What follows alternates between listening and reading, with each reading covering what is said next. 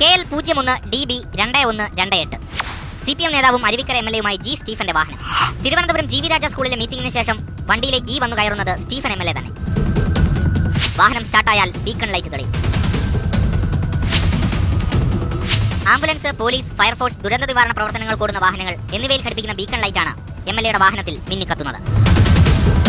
നിയമം പഠിച്ച അഭിഭാഷകനാണ്. ഭരണഘടനാപരമായി സത്യപ്രതിജ്ഞ ചെയ്ത MLA ആണ് പരസ്യമായി നിയമം ലംഘിച്ചു പായുന്നത്. അത് കല്യാണ വിരുന്നിനായാലും ഔദ്യോഗിക പരിപാടിക്കായാലും. വണ്ടി MLAയുടെ പേരിലാണെന്ന് ഉറപ്പിക്കണമല്ലോ. വിവരമെടുത്തു. വാഹനം ജി സ്റ്റീഫന്റേത് തന്നെ. താൽക്കാലിക വിലാസം പാളയത്തെ MLA ഹോസ്റ്റൽ.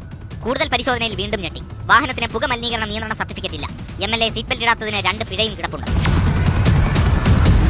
ഇവരെ പോലെയുള്ള ജനപ്രതിനിധികൾ പോലീസിന്റെ അകമടിയോടെ പോകുമ്പോഴത്തേന് MVD സാറിനെ പേടിയായിരിക്കും ചെന്ന് തടഞ്ഞു നിർത്തി ഒരു ഫൈനൊക്കെ അടിച്ചു കൊടുക്കാനായിട്ടല്ലേ. പക്ഷെ ഇത് ഞങ്ങളെ പോലെയുള്ള സാധാരണക്കാരുടെ മുഖത്ത് നോക്കി കൊഞ്ഞനം കുത്തുന്നതിന് തുല്യമാണ് എന്ന് മനസ്സിലാക്കണം. ഗതാഗത മന്ത്രി KB ഗണേഷ് കുമാറിന് പറയുന്നത് നിയമം വേണം, നിയമം തെറ്റിക്കുന്ന ആളുകൾക്കെതിരെയുള്ള നിയമ നടപടികൾ നിങ്ങൾ എടുക്കുക തന്നെ വേണം, അത് മുന്നോട്ട് പോട്ടെ. പക്ഷേ നിയമം അനുസരിക്കേണ്ട ജനപ്രതിനിധികൾക്ക് എന്തുകൊണ്ട് ഈ നിയമം ഒന്നും ബാധകമാകുന്നില്ല എന്നുള്ളതാണ്.